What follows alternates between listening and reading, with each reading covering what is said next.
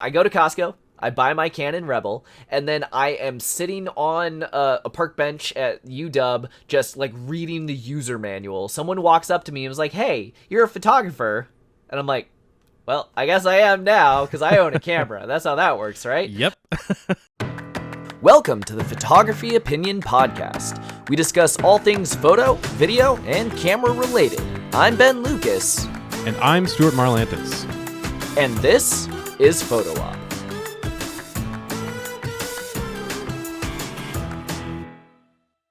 Welcome to the show. Today we are discussing your questions and giving our answers in our first Photo Op Q&A special. So let's get into it right away. Ben, what is our first question? Yes, we have a lot today. These are all going to be very lightning round questions. So the very first one comes from Sai. Thank you so much, Sai, and everyone else who wrote in questions. I'm actually going to start with, if you have a question that didn't make this episode, go ahead and email us hello@photo-op.show. We'll be repeating all of our info again at the end, but if you want to be in a future Q&A episode, that's how you can do that. All right, so and the if your first question comes is, from... is special enough, we'll make a whole episode out of it. Indeed. We do have at least two that I know of that are going to have their own episode coming in the future. So be sure to subscribe on your podcast platform of choice so you know when those come out. All right, first question comes from Sai. I'd love to hear how you got into photography. I'll start.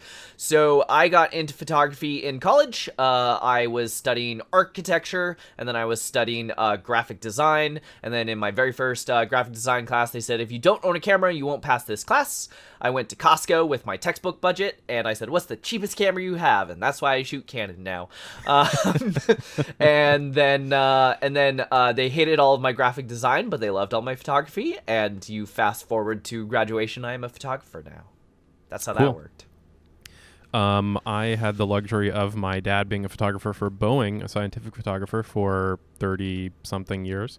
So I've kind of always been playing around with cameras, and I would kind of similarly, I really got into it more professionally in college, but to some degree, I've been playing with cameras for almost my entire life, or at least as far back as I can remember. So yeah, I didn't start until I took that class in college, but like you even worked at UW TV, right? Yeah, I worked at UW TV. I worked for all sorts of different places on campus. But yeah, I did do some work for UW TV and did some work for NBC during my time in college right at the end. So that was fun. But yeah, that's kind of, I got into it more seriously, I would say midway through college. Excellent. All right, next question comes from Danielle. It's pretty gloomy here in Seattle. Oh, a fellow Seattleite. I love it. Yep. Thank you, Danielle. I'd love to hear tips on shooting in low light. So that there are, of course, all sorts of kind of general tips that you'll get for shooting in low light if you just Google, search, or you just Google how to shoot in low light. But what I recommend personally right off the bat is get a tripod. Absolutely. Yeah, because you can do the crazy thing and buy, the latest, greatest camera that has, super high ISO performance. Like my A7 III, granted, is a couple years old now, but it has really, really nice high ISO performance. And that's great. Like if you have the budget and the, you really have to, you feel like you have to upgrade your camera, sure, go for it. It's a nice camera. But if you want to use your existing gear, definitely get a tripod because a lot of the things that I'm going to recommend really quick will require it. So first of all is just drop your shutter speed. Give your camera more time to expose so that you can have a lower ISO and a less noisy image. With Seattle, we have the really awesome perk of having the Puget Sound right next door, so you can get a lot of those cool flowy long shutter speed photos of the water with the city that you can experiment with to get a feel for how to shoot with a shutter speed like that.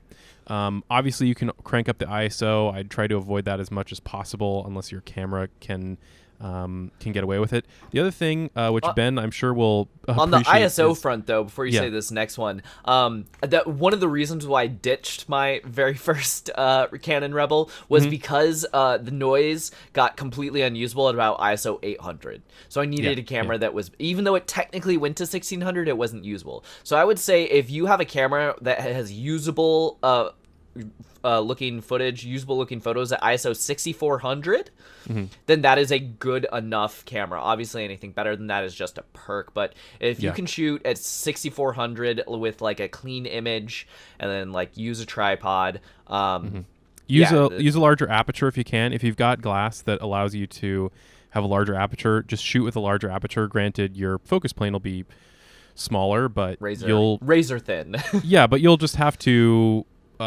change your composition to match. That's the other way to go if you feel like your camera just in general is not working and you need you actually do need a new piece of gear. Maybe consider buying a lens. I mean, a nifty 50 that is like f1.8 is pretty darn cheap on almost any platform. So consider a cheap large aperture lens over buying a new camera, and get a tripod. Yeah.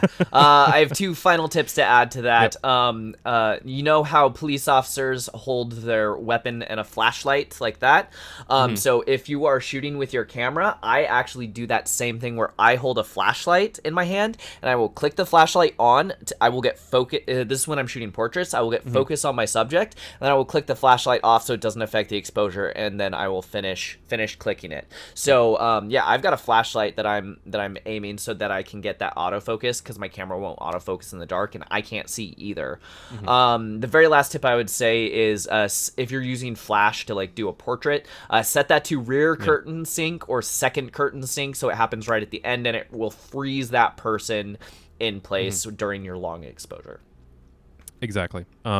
Flash units are increasingly cheap and increasingly good, so check that out as well as an option to give you some light in low light. All right, lightning round. Next question. This one comes from Brad. What is your preferred way to transfer footage? I use Google Drive, but unfortunately, clients can't upload footage without it counting against their Drive storage. Well, where have I heard that before? We've actually run into this exact same problem because Stuart and I use Google Drive to transfer stuff in between each other. He has unlimited. I do not. So something that I will say is if you are just doing JPEGs, or actually, Stuart, I think you said RAWs, RAWs. as well. Amazon, all of us have an Amazon Prime account. You get free unlimited image storage. So just JPEGs and RAWs. Anything else will count against it, and it's a rather small bucket. But you get it free included with your Amazon Prime account. So I use that when I have a client that's like, hey, can I just have 400 JPEGs? Here you go. It's unlimited, so I never have to delete that folder. Yep. Anyway, you probably already have it, so take advantage of it. Absolutely. If you use Dropbox Business, they have a slow lane and a fast lane feature that they don't really advertise. Videos will usually get put into that slow lane feature, but you can manually prioritize them, and then they will switch over to the fast lane. I also use WeTransfer. It is 2 gigabytes for free per upload, or 100 gigabytes per upload when you pay. So usually if I'm just sending over like some small PSDs and JPEGs, if it's like 8 gigs worth, that's 4 WeTransfers, but that's free. Anything over 100 gigs, just mail them a drive. Yeah, drives are increasingly cheap, and it's there was I can't remember who said this, but it's something like never underestimate the bandwidth of a station wagon driving down the interstate with a trunk full of tapes, or hard drives in this case. Sometimes just sending a drive is literally the best way to go. And I mean, even solid state stuff is getting pretty cheap now. You can get a 256 gig little tiny USB stick for like $40. So that's quite a lot of footage. In addition, I will say that this is obviously a continual problem. I pay for a Google Drive business account so that anything I upload is unlimited, and I can send stuff basically in unlimited quantities. Obviously, as Brad found out, receiving it is difficult. one of the things I've been looking at is a tool called ResilioSync, which is they do have a free trial kind of. It's like a limited feature set, and then they have a paid version that's fairly inexpensive. It's like for like one person's license, it's like $60. And that lets you send and receive things. Like you can send expiring links. You can send a link to a folder that somebody can drop stuff into. It's pretty cool. The downside to ResilioSync is it is dependent on your home internet connection. So if your home internet connection is really good, that might be something worth looking at. Otherwise, you probably should go with external service. So, Brad, hopefully that answers your question. It is a hard problem, and I feel like a big opportunity. Somebody should take up sending footage easily to clients and receiving footage from clients. That would be very helpful. But those are the things that we'd recommend you check out first. Well, there are a lot of services. They're just all expensive. Yeah, like a reasonably priced one would be great. All right, next question comes from Aaron. Yes. Aaron, unfortunately, you're not going to have a satisfying answer to this question, but this is my answer. So your question is, what lens should I buy? It's not a good question, and here's why I will say that. That's like asking someone, what car should I buy? I don't know you. I don't know your life. I don't know what car you should buy. Are you the type of person who needs to pick up a bunch of stuff and you live in the country and you should have a big truck with a flatbed? Or are you the person who lives in the city and just has groceries and you're better off with a smart car? Without knowing what you need, what camera do you shoot with? Do you shoot wildlife? Do you shoot sports? Do you shoot studio photography? Do you shoot weddings where you need a super quick buffer and a super quick autofocus? Do you shoot like still life where you don't need that high ISO or you don't need that big aperture? Without knowing all of those things, I don't know whether you need a flatbed truck or a smart car. So whenever any of you out there say, what lens should I buy? Please give more information. Please. Yeah, what lens should I buy for X, for Y, Z? wildlife photography on a budget? For wildlife photography on a safari, the budget doesn't matter. Like, give more info so that we can actually be helpful. So, otherwise, my answer is Google your camera brand and Holy Trinity, and then buy those 3 lenses. Ooh, that's a good one. I've seen that for video. I've seen Holy Trinity video lenses, so that way you can get the kit. That is a good tip, but those are also usually expensive. So. Yeah, that's many thousands to get that put together. Yeah, so sorry we couldn't be more useful, but more info is needed to answer that question for all of you at home. Next question comes from Kathy. I went to Hawaii and all of my GoPro photos are blue. How do I fix it? So what Kathy is probably referring to is taking pictures underwater with your GoPro. They tend to be very blue in tropical water and very green in temperate water, like we have here in the Pacific Northwest. So how do you fix that? Well, the short I'm answer... imagining there's a in-camera option and an in-Photoshop option. Yeah, exactly. So the short answer is there are 2 options.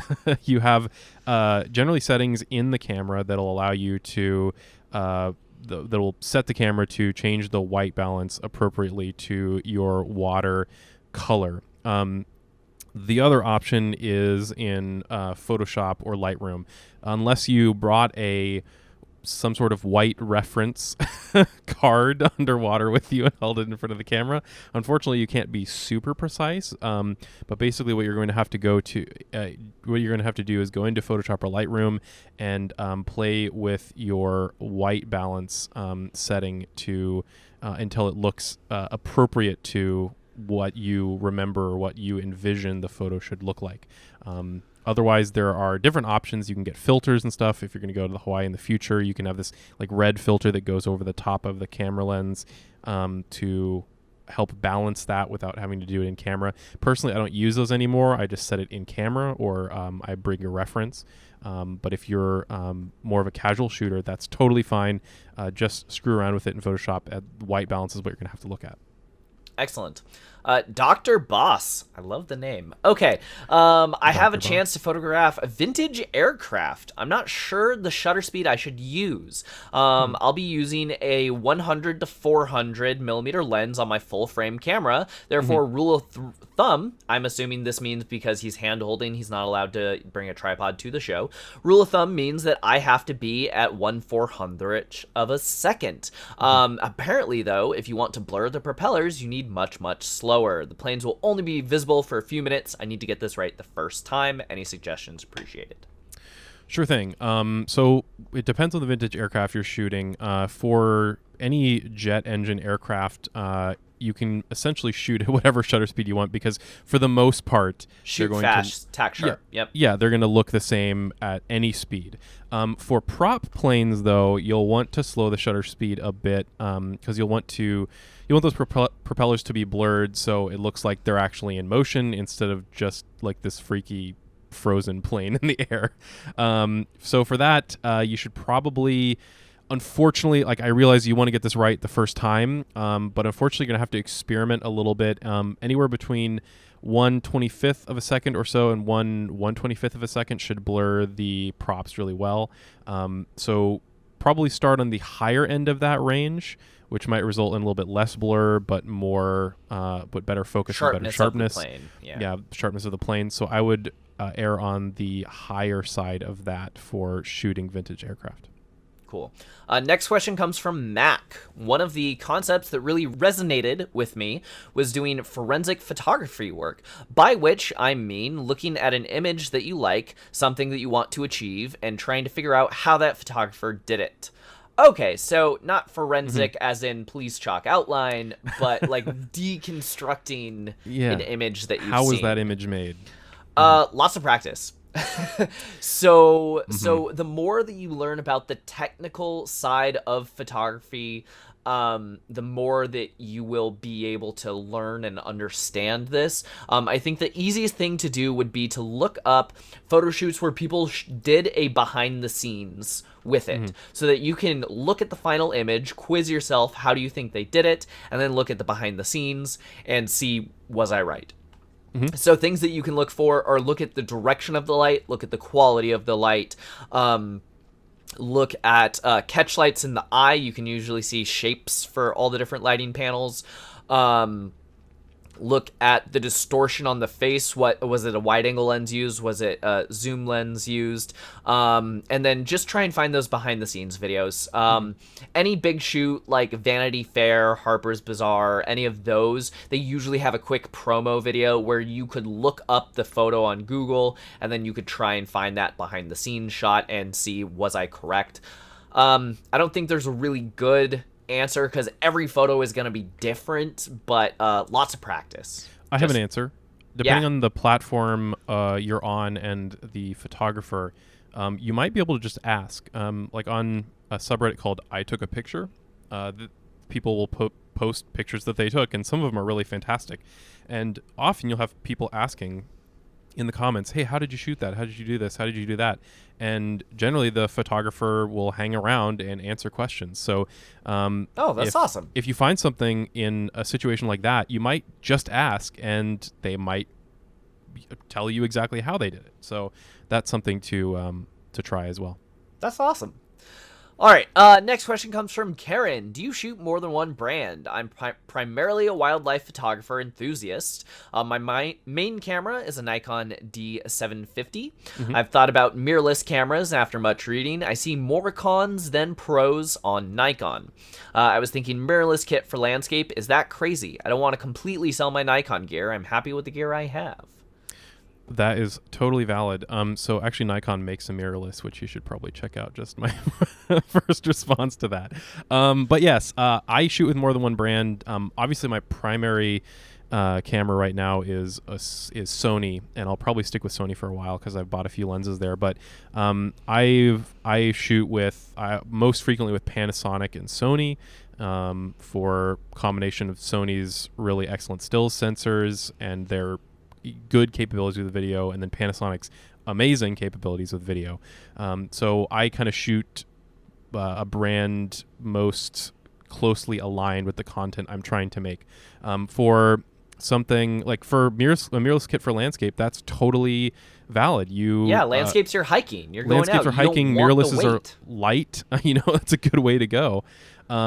So definitely, I would encourage you to check out a mirrorless kit for landscapes, and bring both cameras if that's what you're trying to do. If you're trying to go out and like shoot wildlife and landscapes, bring a light mirrorless and add it to your kit and shoot landscapes with it.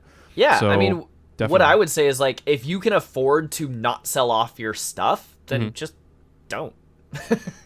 I shoot Canon, but I just bought the Panasonic G85 because I want 4K video. So yeah. Yep.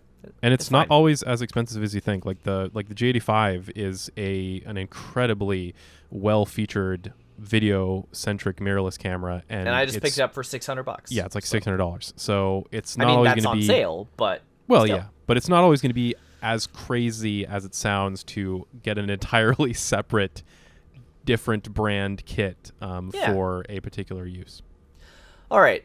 Next question comes from Tommy. About to edit photos I took of a local small business in my off time. Not sure about putting on a watermark. Thinking it's too tacky. What are your thoughts? So I'm not sure what you mean by your off time. Are they paying you, or is this a favor for a friend? If they're paying you, don't put a watermark on it.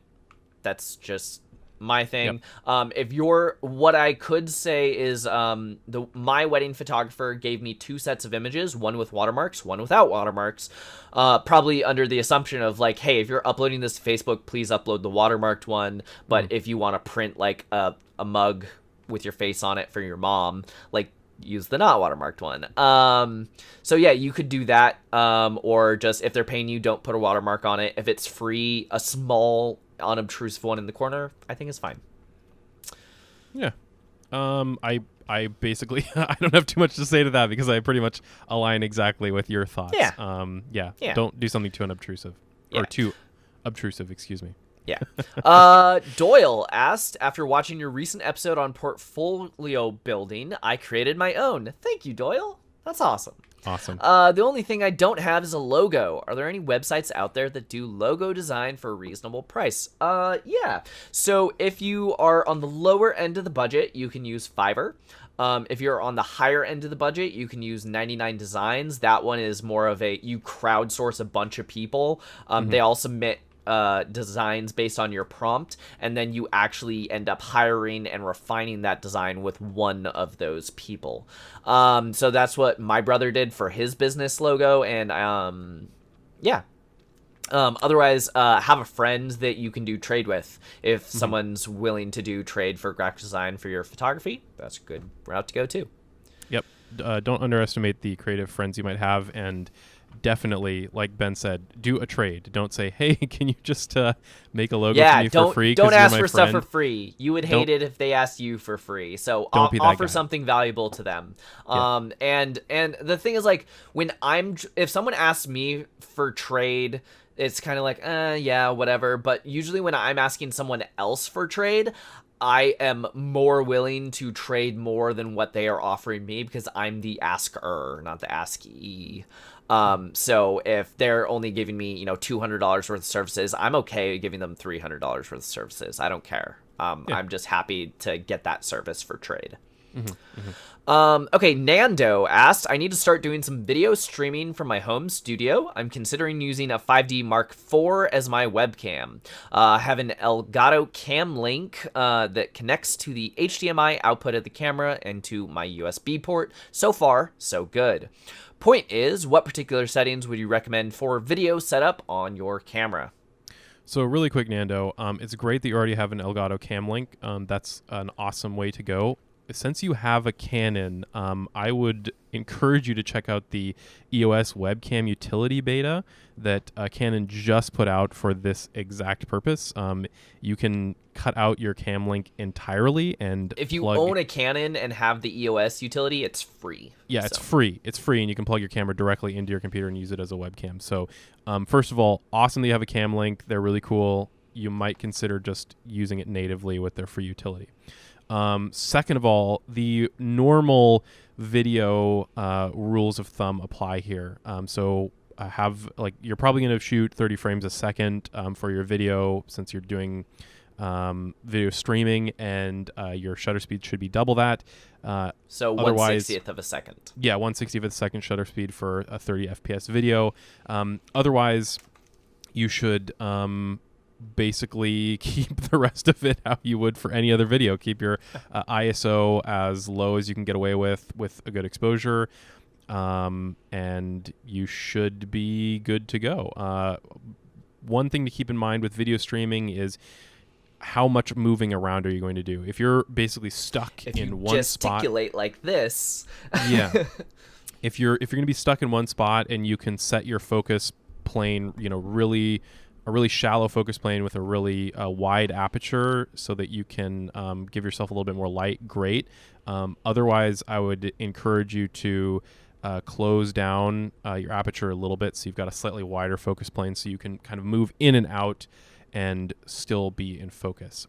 So those are the things that I recommend. Also, depending on the streaming you're going to be doing, don't go too crazy with your resolution. Like if you're showing something off that's really most of the frame and you're a small, your face is like a small bit in the, lower left or right of the frame, you don't really need a ton of resolution for that. You don't need to be 1080p if you're going to be this little tiny thing on the screen. So maybe drop your resolution. It'll help with your file sizes. It'll help with your it'll help your internet. If your internet speed isn't super fast, you aren't streaming this giant thing out as well. So it's a good way to go. Awesome. Next question is from Jim. What is the difference shooting camera raw file or shooting a JPEG? Well, we did an episode on that, Jim. Or using the Photoshop filter camera raw filter. Okay, so what Jim is asking here is what is the difference between shooting raw and editing a raw file versus shooting JPEG and then running the camera raw filter on that JPEG. So all of the numbers on a camera raw file, when you open up the camera raw file, let's say your white balance was at 4200, that slider will say 4200 and you can adjust it up or down as needed. What will happen when you open a JPEG and run that camera raw filter, your white balance will say 0.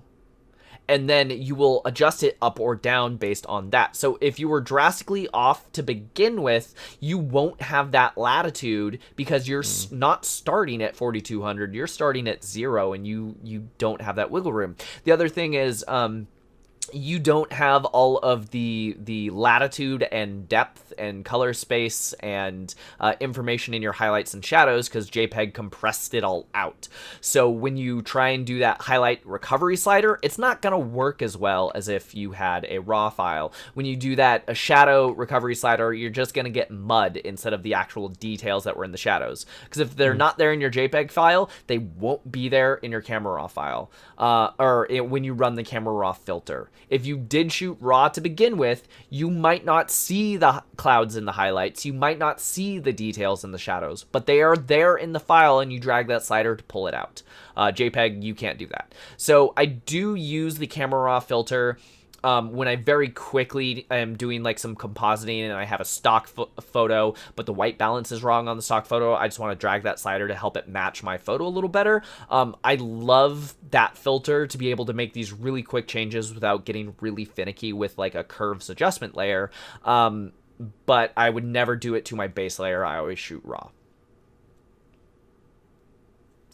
Pretty much. I don't have anything to add to that. Yeah, there you go. Leanne asked, I'm new to portrait and family photography. I can't figure out why I'm not getting tack sharp images. She did email this in and she enclosed a photo with her email. I'm focusing on the eye closest and using a shutter speed that is higher than my focal length. I am going to answer a few of the things that most people get wrong with focus, and then I will answer her specifically. So what most people do is they use too slow of a shutter speed. So if you're using a 70 to 200 and you're at 200 millimeters, that means your shutter speed handheld should be 1 over your shutter speed or 1/200th of a second. If you're only shooting at 1/60th at 200 millimeters, you're probably getting some camera shake and they won't be sharp. Another thing that could be happening is if there is motion blur. If you're using, like we had the question earlier with the propeller props. If you're using too slow of a shutter speed and your subject moves at all, then you get a motion blur. That is, all of these blurs look different. So by looking at the blur, I can identify which kind of blur it was. Your particular photo, you actually had a front focusing problem. So the eyes were out of focus, but I saw that the watch the person was wearing was tack sharp. So what you need to do is you actually need to do a lens calibration. I actually have a lens calibrator that I will do an episode on how to use on my YouTube channel. So if you're listening to this in podcast form, go to my YouTube channel is at nomcreative, and I will be putting out a calibration test video sometime soon. But yeah, you need to recalibrate your lens so that when it focuses, it is not front focusing or back focusing. So your focus was just off. It could be that you set your focus points wrong, or it could be that your lens needs to be calibrated. In very, very rare cases, occasionally lenses are just off. Like mechanically, they're messed up and they need to be repaired. Send it in, get it but fixed. That's very unlikely. Yes. You should try everything else first. Yep. Okay, JB asked, can software fix a fuzzy image? No. Not cool, so much. Next question. It can try. No, but more seriously, like, not really. Like, there are a bunch of filters and plugins, and Photoshop is its own thing, and, like, it tries really hard, but you're never turning in a bad image into a great image. You're just, like, you can save it and maybe post it on Facebook, but no, not really. Not really. RJ asks, will phone cameras replace our big, heavy, expensive cameras? No. No. So, the biggest reason for this is the laws of physics, basically. You can only gather so much light with a sensor that can fit in a phone and a lens that can fit in a phone. That's just how it is. Limitation of the sensor size. Yeah. Exactly. It's just a limitation of the sensor size and the glass or plastic in the lens. So big, heavy, expensive cameras will, I hate to say, will always be the ultimate way to go because technology moves in mysterious ways. Like full frame mirrorless is already showing us that cameras can get smaller. Yeah, exactly. So the answer to that is almost certainly not. Yeah, I don't think a phone will ever replace my DSLR. A mirrorless could, but... I mean, they've already replaced point and shoots, so yeah, they can replace some cameras, but for full-size DSLRs, not really. No, not really. Yeah. So our next question is from Heath. Does anyone ever look at their older work and think it is better than what you are currently producing? I was just going through some older images from a trip, and to me, my current stuff feels rushed. No. You should always be getting better over time. I will say that there's a little bit of variance to this. I see getting really great images in two lights. One is you get spectacularly lucky, or you have put in a ton of work and you've really built up your skill over time, and you get those great photos more often than not. So sometimes you might get super lucky early on, and when you're not very skilled, but you're just in the right place at the right time, and you just happen to get something that's really good, and you might look at that later and say, oh man, that was so good. I'd really love to get stuff like that now. And my answer to that is that's frustrating, but that's just how it is. And you might be surprised if you really take a step back and look at your work. You might see that, wow, actually though, I am really getting more great photos more consistently over time. The work and the education and the skill that you build gives you that consistency of good work instead of just flash in the pan. Occasionally you get something really great, but most of the time it's not very good. Your second thing about your current work feeling rushed, again, take a step back and look at your current work. Are you happy with where you currently are? Is there something that you should be working on? Is there a style change that you might want to make? There are all sorts of different ways that could lead to your work feeling rushed. So try to identify why it's feeling rushed and then work on that issue.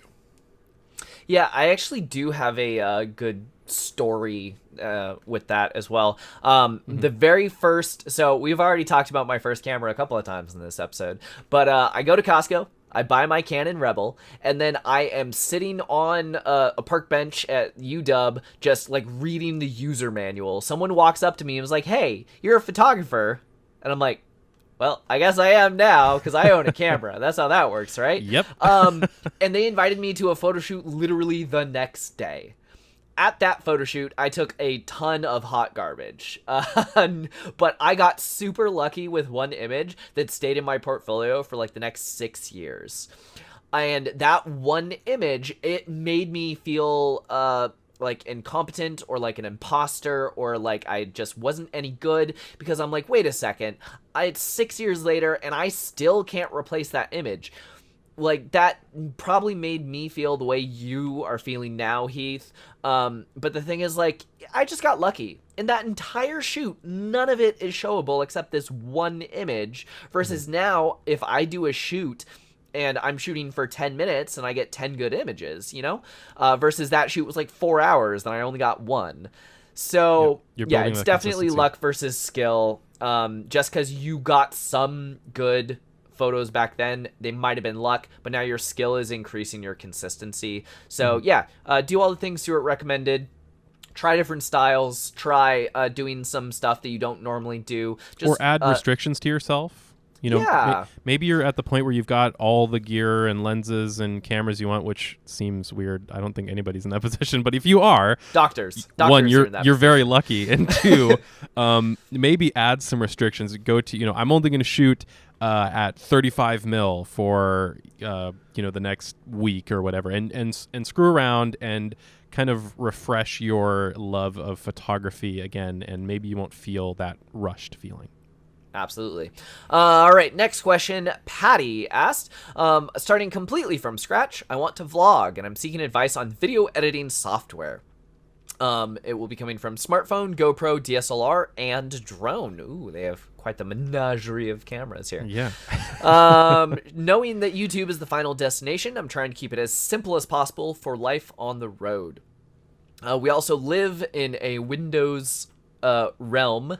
I spelled it kind of funny. They are a PC realm. People, and aren't planning to switch to Apple. Premiere seems daunting, possibly overkill. Any advice on workflow and what products are easiest? Wow, that's a big one. Yeah, there's a lot to unpack here. Yeah, I'll boil it down to what editing software. I will say that Premiere, like most nonlinear editors, looks daunting until you learn it. Even though it has 800 features, you'll probably only use 4. Exactly. So just starting out, editor, just starting out, you're going to be, cutting clips, moving them around, maybe doing a little audio adding blending, sound, adding titles and stuff. Anything can do that. Any non-linear editor could do that. I personally use Premiere. I think Adobe, despite my frustrations with them, has the best overall package, and I use a lot of their software. Premiere is big and scary to some degree. It can do a lot of stuff, but for just cutting clips, it's not very difficult. You could learn that in 10 minutes. You use like 3 tools. Yeah, it's like 3 tools. You can learn that in 10 minutes, and you'll be well on your way. But there's, like DaVinci Resolve is free. If you don't need higher than 1080p output and you just are cutting clips, maybe look at DaVinci Resolve. Their color correction is really fantastic. Their color correction is better than Premiere, I think. Oh yeah, definitely better than Premiere. So if you just need something that's free, and granted it's going to seem a little daunting like Premiere, but again, anything for the most part is going to feel that way. Just realize that you're not going to use all those tools to start with. You're just going to start with cutting and moving clips around. And all of that is pretty much equivalently easy on all of them. Especially if you're not planning to switch to Apple. iMovie is kind of the recommendation of choice for simple editing. For good reason. It's a very good, simple, non-linear It's very editor. simple. It's very easy. Yeah, I certainly a good way to go if you're on Apple. But if you're not on Apple, like you said, and like I personally am not on Apple, then Premiere is a very good way to go. Or again, DaVinci Resolve if you want a free option. And there's a cheaper option if you don't want to go Premiere Pro. Premiere Elements is cheaper, and it'll almost certainly do everything that you'd want to do That's for true. vlog style Elements content. strips out all of the complicated tools and gives you just the things you need. Yeah, and so it's if it way seems cheaper. daunting, but you want to kind of step foot in there and you're willing to spend a little money, that's a good way to go. Yep.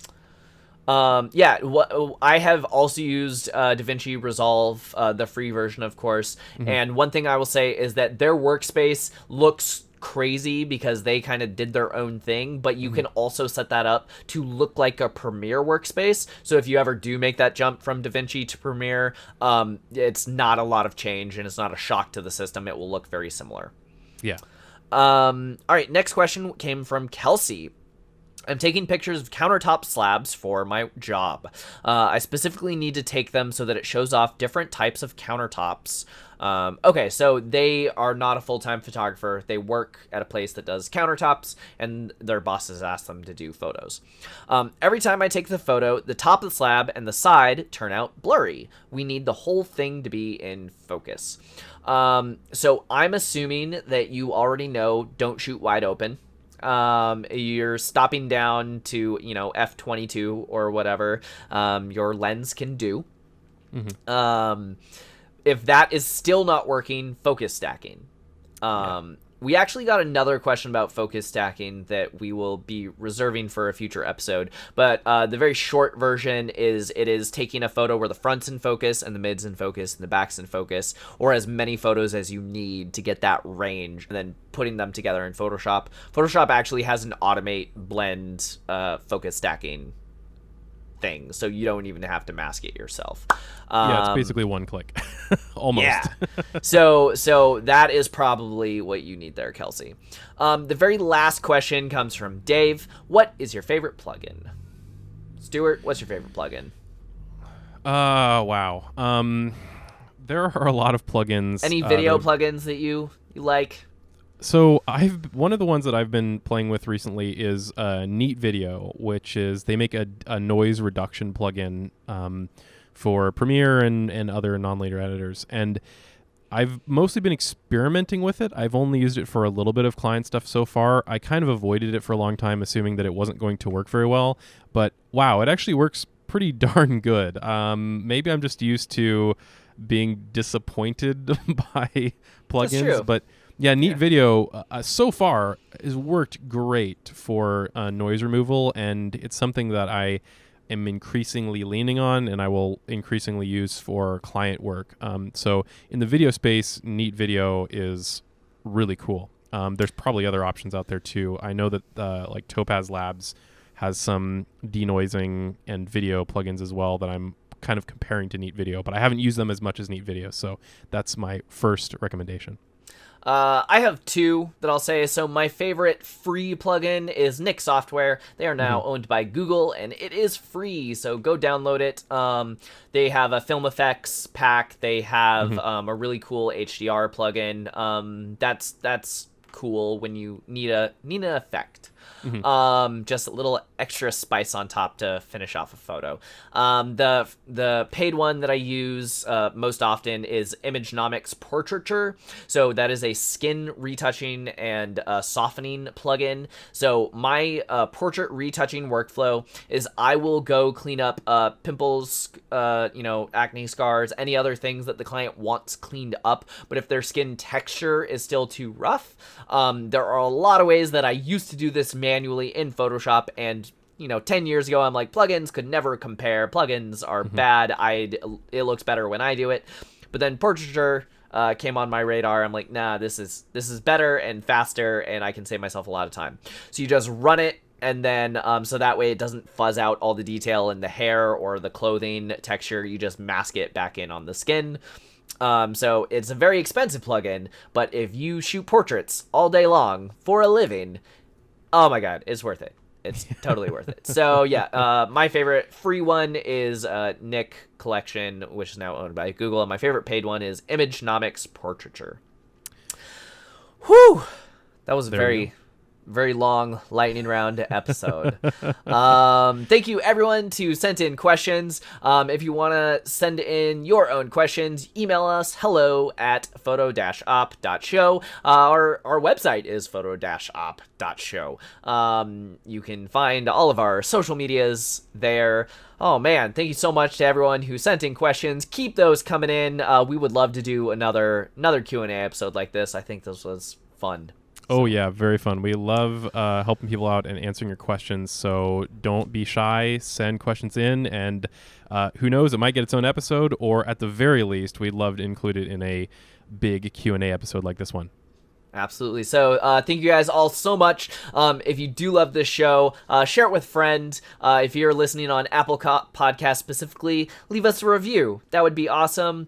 You can find this on your YouTube or podcast platform of choice. Thank you so much. We really genuinely appreciate all of your questions and support, and we will see you next time. Yep. Thanks for watching and listening, and we'll see you next week.